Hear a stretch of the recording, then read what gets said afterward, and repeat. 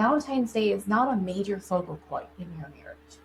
What matters most is what happens before Valentine's Day, all year round. Without romance or connection, of course Valentine's Day is going to fall flat. Having one single amazing date is not going to solve the unresolved issues, the unmet expectation, the lack of healthy conflict. Your relationship feels meaningful in the everyday moments, not because of one day. The other 364 or 365 days matter way more than how this one day is going to turn out. Because connection is built through consistency, not this one point in time every single year. Welcome to the Marriage and Motherhood Podcast. I'm your host, Michelle Purta. As a marriage coach who's married with 3 kids, I know how much parenthood could change a marriage. If flirting, laughing, and having fun together feels like a thing of the past, then I'm here to teach you that marriage doesn't have to feel so hard with your parents, and your marriage can thrive even when you're in the season of raising kids. Whether you're in a good place in your marriage and you just want to continue growing together, or you're wondering if you even like your spouse anymore, this podcast has something for you. Join me here each week as we dive into what it takes to help your marriage grow, and maybe even do a 180. You'll learn ways to handle conflict better, bring that spark back into your relationship, as well as learn how to improve other areas of your life from my lovely guest experts. Are you ready for the next stage of your life in marriage? Let's dive in. Hello. Welcome back to another episode of the Marriage and Motherhood Podcast. Valentine's Day is next week. January's over and February is here, which means that you've likely been seeing Valentine's Day stuff pop up in grocery stores, in Instagram posts, and Pinterest feeds, and in your inbox. And this time of year can tend to create a lot of problems in marriage. It can make the challenges that you're experiencing magnified, right? Valentine's Day, as good as it is and well-meaning to, celebrate the love that you have, it can also bring up a lot of pressure, disappointment, or even sadness whenever your relationship feels like it's not where you want it to be, when it feels off, when it feels disconnected. And this day serves as a spotlight, highlighting the disconnect that you might be experiencing and feeling, unresolved tension, resentment, or unmet needs. So feeling heavy during Valentine's Day might be something that you've kind of been navigating right now as we are getting closer and closer to it, with all these constant reminders everywhere to prepare for Valentine's Day, right?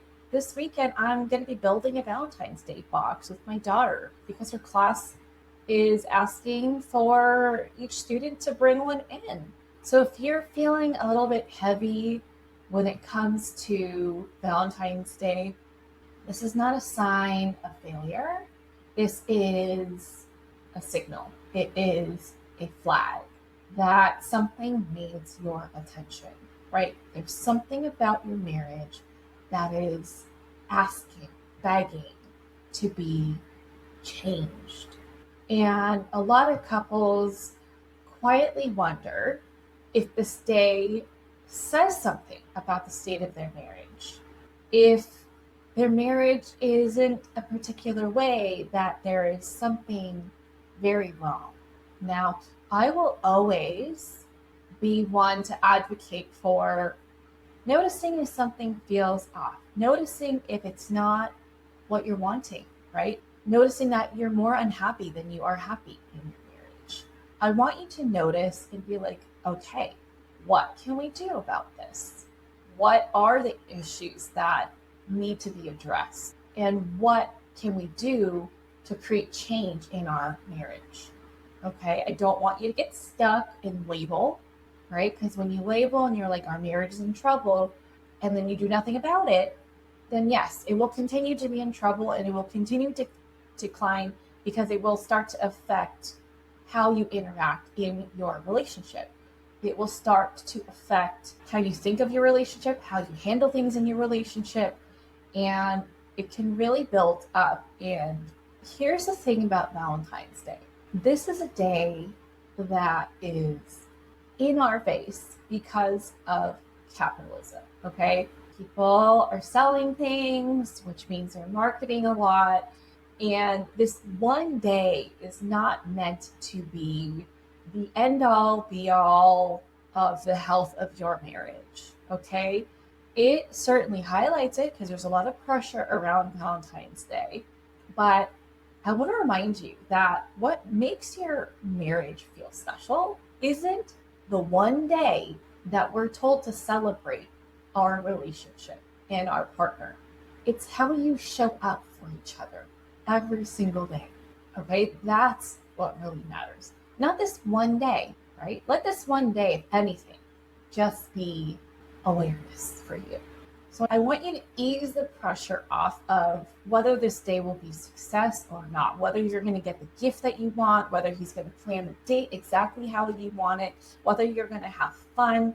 That's a lot of pressure to place on one day in your marriage every single week, okay? Valentine's Day is not a major focal point in your marriage. This is just a day that businesses are trying to get your business. Okay, this isn't romance and it's not connection. You can certainly experience those, but what matters most is what happens before Valentine's Day, all year round. Okay, without romance or connection, of course, Valentine's Day is going to fall flat. Having one single amazing date is not going to solve the unresolved issues, the unmet expectation, the lack of healthy conflict. Your relationship feels meaningful in the everyday moments, not because of one day. The other 364 or 365 days matter way more than how this one day is going to turn out, okay? Because connection is built through consistency, not this one point in time every single year. And this pressure is likely building because you're comparing your relationship, which you intimately know and feel and experience every single day, to someone else's highlight reel. You have no idea how their marriage is, what kind of work they put into it, or what kind of work they don't put into it, what's real and what's performative, okay? Comparison truly is the thief of joy. Comparison leads to feelings of inadequacy, feeling behind, feeling like you're not good enough, or something's wrong with you, or something's wrong with your marriage, okay? What you see online or even in person is just a moment. It's not the actual reality of someone's relationship. And so I want you to ease the pressure that you might be putting on yourself, because it's only creating more challenges in your relationship, when really what it needs is understanding, compassion, commitment, intention, partnership, okay? Measuring your marriage by how Valentine's Day turns out and looks is not healthy, okay? But also let's talk about Valentine's Day as a whole. Romance without feeling the emotional connection, the emotional intimacy, only creates pressure. Romance without the emotional connection creates pressure, not intimacy. And what you're wanting is intimacy, aka connection. Performative romance is what you see, right? The grand gestures, the jewelry or the vacations and massages and the flowers and the chocolates and whatever it is that you are wanting, that other people are showing that they're getting. These are gestures. But if you actually think about what you are craving most in your relationship, it's likely you want more connection. You want more intimacy than things or experiences, right? You can certainly get connection from experiences and things. But if it's just those things alone, that's not going to solve your problems, right?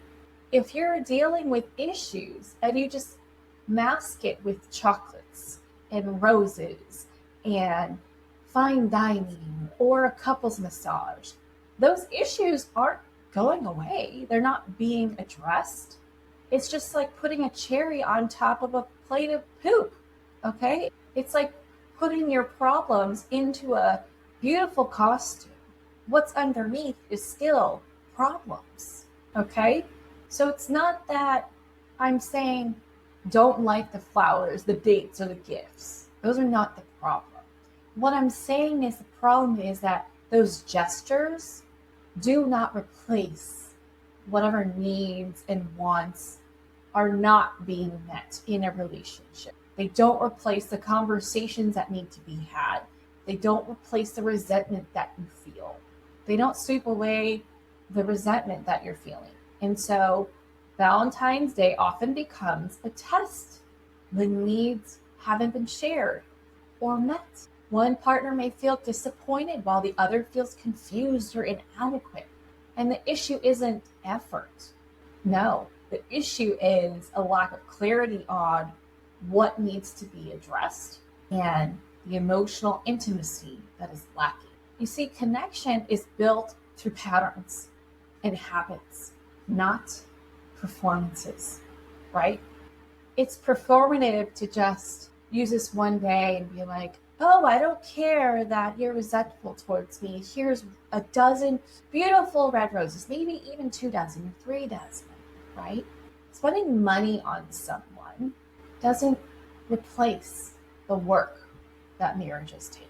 The respect, the kindness, the compassion, right? That's all built through action, through you being willing to have these very necessary and difficult conversations, being willing to look at yourself in the mirror and look at what areas that you can grow in to help your relationship improve and evolve over time. It doesn't replace the effort that you put in to demonstrate to your partner, hey, you matter to me. Hey, I'm thinking of you. Hey, I'm in this with you. I'm walking beside you in this journey of life together. Hey, I am still choosing you. So with that said, one single disappointing Valentine's Day does not define the relationship. What does is what happens in the everyday moments, right? Emotional intimacy is a culmination of what choices you guys have made, and that develops over time. It's kind of like trust, right? Trust has to be built. Same for connection.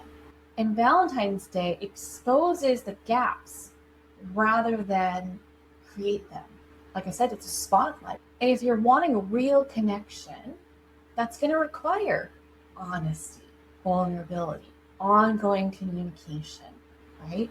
Your relationship feels special because of how it feels to do life together, not how it looks once a year on Valentine's Day. And so in order to build your intimacy and connection, it is done through those small, consistent moments, what I call micro connections. Micro connections include being emotionally available for each other, repairing during conflict, being willing to engage in conflict, which is not the same as arguing, by the way, repairing anytime there is conflict, and reaching for each other, right? Reaching out to connect with each other in the everyday moments, whether it's through flirting or helping each other out with life, right? Being there for each other, being kind, being thoughtful, being considerate. When these elements are missing in a marriage, then yes, of course, Valentine's Day and your anniversary are going to feel empty, disappointing, and hurtful, because big gestures cannot compensate for the lack of daily emotional connection, right? Every single day is full of opportunities to show your partner that you're there for them, that you're in it with them, that you love them, that you want them, that you choose them, that you support them. Now, here's an interesting fact. truth, whatever you want to call it, about my marriage. We actually don't really care about Valentine's Day. Is that because we don't care to celebrate us? No. It's because, for one, we're not big on gifts in general as a couple. When you talk about love languages, that is our lowest scoring one. And for us, Valentine's Day is very performative, right? What is more meaningful to us is the rest of the year. It's the day-to-day stuff, the micro connections, the checking in on each other to show that we care about how we're each doing, not assuming that we're okay, but creating space to really see each other for what we're going through, right? Are we having hard moments? Are we having something to celebrate together? While also having tough conversations. Is something not working anymore that we need to change and talk about so that things can improve? It's the reaching for each other, creating opportunities to connect when the kids are asleep, or even sending each other funny things or things that we think the other person would like, and texting each other. It's planning regular dates to connect without the kids around, so we have uninterrupted time to talk and experience new things together, or things that we enjoy, in a way where you don't have to worry about what's going on with our kids and if we need to, but just focusing on us and being in us, so that we have the strong foundation to raise our family on. And so what we do actually is we celebrate Valentine's Day as a family. So I'll cook a nice meal. I typically like to cook a really nice cut of dry aged ribeye. We can go out, but honestly, I like the way I make the steak better than most steakhouses. And we'll do chocolate fondue with the kids and kind of just enjoy each other. And then on a separate day, we'll go on a date. And so this year, we're actually going to a comedy show and out to dinner. And we have a sitter coming to watch the kids. And we love that. It's low pressure and just full of connection, because we work on our marriage all throughout the year. And that's what is allowing us to not put so much pressure on this one day, where I'm looking to my husband and like secretly wondering, is he going to get me flowers? Is he going to get me this? Is he going to get me that? I could care less. And if I did care, then I would share that with him so that he would know that this is what would really make my day on that day. And then I would ask him what he would want. And I would keep that in mind when it's time for me to think about what to get him, if we were that kind of couple, right? It's not about how we want to love our partner. It's about what makes our partner feel loved. And if you want some kind of insight or like hack, then take a look at what your love language is and your partner's. Take a look at what his dominant one is and curate it based on what that is, right? Obviously, we are strapped for time and energy because we are parents.